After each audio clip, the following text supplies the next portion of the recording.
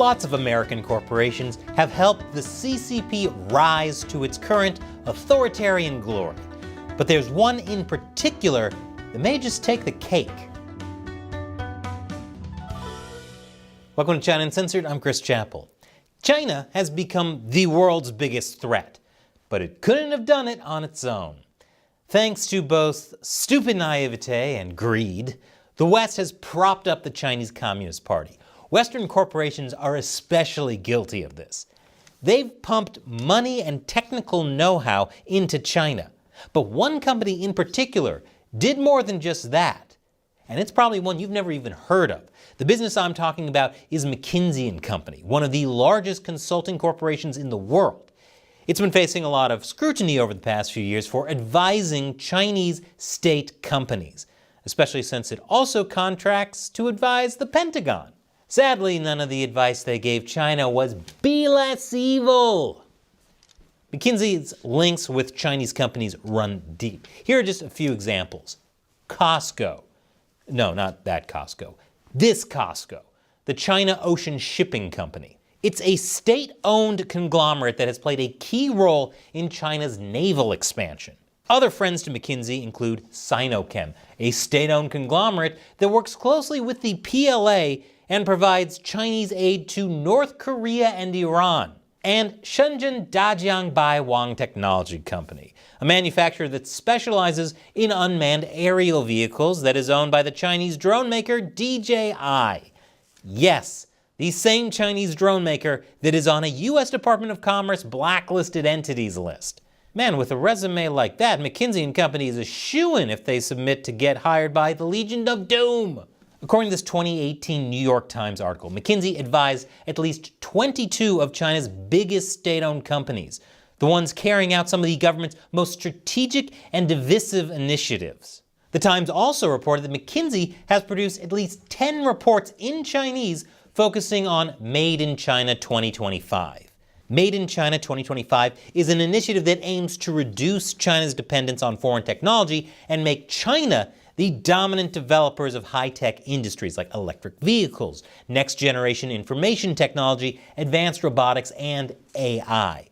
By giving out advice for Made in China 2025, McKinsey is basically helping a genocidal authoritarian regime become even more powerful. At this point, I think Lex Luthor might be thinking, wow, that might be a little too evil even for us. McKinsey, of course, tries to downplay its role in China's rise. It claims that reports about its Chinese dealings are misleading, and that McKinsey has a demonstrated record of making a positive difference in authoritarian countries and on behalf of their fellow citizens. Yes, nothing says making a positive difference in authoritarian countries like China than having lavish corporate retreats just a few miles from genocidal concentration camps. What's next? Are they going to take a party bus around Auschwitz? McKinsey also tried to downplay its connections with China by claiming that it never worked with the Chinese Communist Party. Senator, we've never worked with the Chinese Communist Party or the central government in China, to the best of my knowledge. But we're talking about China here. Working with any Chinese company, especially state-owned companies, definitely involves getting the CCP's blessings.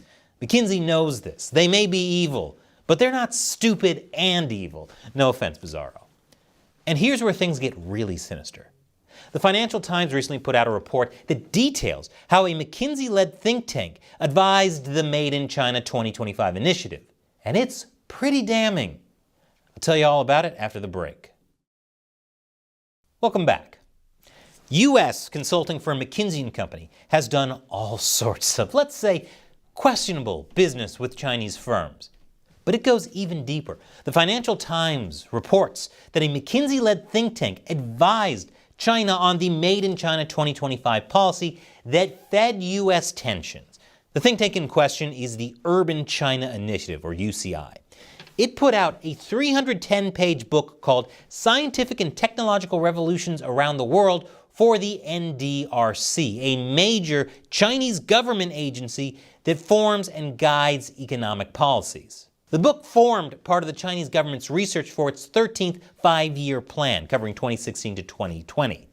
In all, it made 61 recommendations across 14 different technologies. If you've been following this channel for a while, you may be familiar with how China's been using dual-use commercial military technology and cracking down on foreign companies over national security concerns. And by national security concerns, I mean for funsies. It seems McKinsey may have played a role in that. In one chapter covering advanced materials for cutting-edge manufacturing, the Urban China Initiative recommended that China accelerate the conversion of military technology into civil use and promote the two-way transfer and dissemination of military civil material technology. So that's where they got the idea. It also warned about how relying on foreign suppliers to build China's cloud infrastructure could pose security risks, so China should strive to grow its domestic cloud computing industry and prevent core technologies from being controlled by foreign companies. Now might be a good time to remind everyone that McKinsey & Company is a foreign company. So their advice is basically, don't trust Westerners except for us. Now, please, pay us and don't betray us. The book also advocated for the Chinese government to provide more financial support for domestic Internet of Things companies, so they could eventually take control of the industry from foreign firms. Sound familiar? It should. McKinsey pretty much gave China an instruction manual on how to be a more efficient and dangerous bully. Now, perhaps China was going to pursue these policies regardless of what McKinsey had to say, but it's pretty astonishing that McKinsey would directly help China undermine the US and the rest of the world. McKinsey, of course, has tried to distance itself from the Urban China Initiative, going so far as to claim that the Urban China Initiative was a nonprofit initiative co-founded in 2011 with Columbia University and Tsinghua University. The Urban China Initiative is not McKinsey, and it did not perform work on McKinsey's behalf. To our knowledge, McKinsey was not compensated for any UCI-related research or initiatives. So they're claiming they weren't paid for it. It doesn't really make them look better when their excuse is, we just did it for the love of the game. It also reiterated how the central Chinese government is not and has never been a client of McKinsey. But according to the Financial Times, the UCI's book included a foreword by McKinsey's Shanghai-based senior partner Lola Wolzel, whose listed title was Director of McKinsey Global Institute, which is McKinsey's in-house research division. Wolzel, by the way, also founded UCI in 2011 and co-chaired it. So the Urban China Initiative is not McKinsey. It was just founded and co-chaired by one of the directors of McKinsey's research arm. Got it. Meanwhile, according to the Financial Times, UCI has been described by several people involved as a McKinsey initiative. One said it was initiated and run by McKinsey rather than Columbia or Tsinghua. UCI's Director of Research, Gengtian Zhang, described the organization as McKinsey Shanghai Consulting's Urban China Initiative in a biography in the annual report of a company where he is a director. Other former UCI staff members list themselves as having worked for McKinsey on their LinkedIn profiles. Okay, so when you ask who did you work for, UCI or McKinsey, the answer is yes. In fact, if you look up UCI's address, you'll notice that it's in the same office building as McKinsey's Beijing office. At this point, the only thing that's missing is McKinsey plus UCI carved into a heart in a tree. But I'm sure that's all just a coincidence. And I'm sure it was also a total coincidence that UCI was shut down in 2021, right when McKinsey was facing scrutiny from the US government over its ties to China. McKinsey definitely deserves the scrutiny that it's getting, but there should also be some light shined on all its past and current employees. Some of them are up to no good even after they leave the company. I'll tell you more after the break. Welcome back. McKinsey itself does a lot of bad things, most notably, supporting authoritarian regimes like China. And even as China's economy is crumbling, it's still saying things like how multinational companies should continue to invest in China. But it's not just McKinsey, the corporation, that we have to worry about, though. Some McKinsey employees end up helping the CCP well after their time in the company. Here are just a couple of notable examples. Let's start with Ian Davis, a knighted English businessman, easily the richest knight working in the shadows since the Dark Knight. Davis is big on promoting engagement with China. On top of being managing director at McKinsey, Davis has served as a member of the Beijing Mayor's International Entrepreneur Advisory Conference. One of the last things he did while he was in McKinsey was sign a memorandum with China's Commerce Ministry back in 2009. After his time in McKinsey, Davis continued working with China as the chairman of Rolls-Royce. In 2020, Davis met with then Chinese ambassador to the UK, Liu Xiaoming, to discuss Rolls-Royce's role in China's aviation industry, which is pretty much him just begging for China to steal Rolls-Royce's technology. His role would be useful idiot. Oh, sorry, Sir Useful Idiot. Knowing how pro-China business people work, I wouldn't be surprised if Davis just shrugged off fears of Chinese espionage.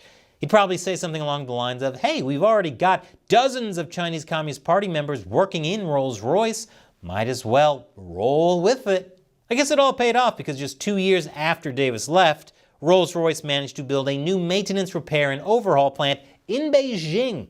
And I hope Davis won't be too surprised when China screws Rolls-Royce over, just like how China's EVs screwed over foreign businesses that helped develop them.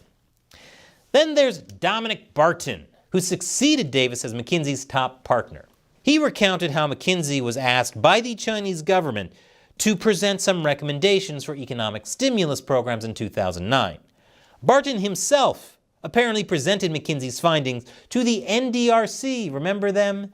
Yeah, the same government agency that received the Urban China Initiatives book. Now, not only has he become an adjunct professor at Tsinghua University, the same university McKinsey blamed for the UCI report I mentioned earlier, but he has done a lot to promote business ties with China in Canada.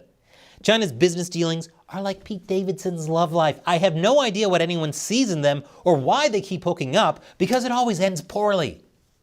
In 2015, Barton co-wrote a piece for the Center for International Relations and Sustainable Development, urging Canada to support China's economic and geopolitical ambitions, saying the world is rebalancing towards Asia and China in particular. Canada must rebalance with it. Rebalancing? You mean the way they're all tripping over themselves to get that China money? No wonder it all comes toppling down. Went a little too hard on that rebalancing. Barton later became chair of Teck Resources Limited, a Vancouver-based metals and mining giant partially owned by China Investment Corporation, a Chinese state company. That already raises red flags, but knowing the Trudeau administration, I'm not surprised that Barton, of all people, became Canada's ambassador to China. Although that didn't end well. Still, it seems being ambassador hasn't stopped Barton from doing business with China well after his time in government. He became the chairman of Rio Tinto Group, the world's top iron ore exporter. As chairman of Rio Tinto, Barton oversaw deals with Chinese corporations, rubbed shoulders with Chinese officials, and promoted Chinese talking points. What is the sense you're getting in terms of how ambitious this country is, how committed China is when it comes to its climate initiatives? China's incredibly committed. So there's a talk about, let's all decarbonize and make sure we get to near zero, and then there's a walk. And I think what China has done is walked. They've done it. And what we're finding is the innovation that's going on here is astounding. And that's something that I think we need to cooperate on. Wow, considering what a well-trained parrot he is, I'm surprised he isn't paid in crackers. China's totally committed to its climate initiatives. Yeah, let's just ignore all the coal plants China's building, its wasteful manufacturing, and all those EV explosions. China's as committed to the climate as Guy Fieri is to unfried foods. The two McKinsey employees I just mentioned are most likely only a drop in the bucket, although it's hard to know for sure because McKinsey's pretty secretive. Who knows how many more McKinsey employees are helping China behind the scenes? Let's just hope at least one of them is giving the advice, seriously, be less evil. Now I got a video I want to show you about standing up to evil. But first, it's time to show love to the people who make this show possible. The China Uncensored 50 Cent Army. Fans who support the show on patreon.com/China Uncensored. As a thank you, I'll answer their questions at the end of these episodes. Today's question comes from, this is a double one. iSeed says, the complete extinction of the CCP can't come soon enough. And Matt Nachazel replied, unfortunately, the CCP owns something like $7 trillion in U.S. debt. Their fall will impact the USA directly. To what degree, I cannot fathom. I'm glad I have a chance to talk about this. So often you'll hear someone say that China owns a bunch of U.S. debt, so that puts the U.S. in a really weak position. But that simply isn't true. China owns about $850 billion worth of U.S. debt. That's only about 2.6% of all U.S. debt. The majority of U.S. debt is owned by Americans. In fact, China isn't even the top foreign holder of U.S. debt. That's Japan at about $1.1 trillion. So debt is not some axe China can hang over the U.S.'s head. In fact, currently, China is in default on $1 trillion of debt owed to U.S. bondholders. The U.S. could utilize them to offset, partially or in whole, the $850 billion plus of U.S. treasuries owed by China, reducing up to $95 million in daily interest paid to China. The real problem the U.S. has is companies like McKinsey, getting the U.S. and China in bed in a variety of ways so that when the Chinese Communist Party collapses, it'll be able to take down everyone still tied to it. So that is the threat and why decoupling is so important. Thank you both for bringing that up, and thank you for your support. Now, there are a lot of dark forces at work in the world today, and it would be easier and a lot more comfortable to just ignore it and try to go about your daily life. But you can only do that for so long before it comes back to bite you. Of course, YouTube might not like me suggesting you stand up to the evil in the world now, so I'm hiding that conversation in gaming content on my new show, Deep Thoughts While Gaming. Check out the video and let me know what you think, and let's fight back against the tides of darkness together. And click on the orange button to support China Uncensored on Patreon. Once again, I'm Chris Chappell. See you next time.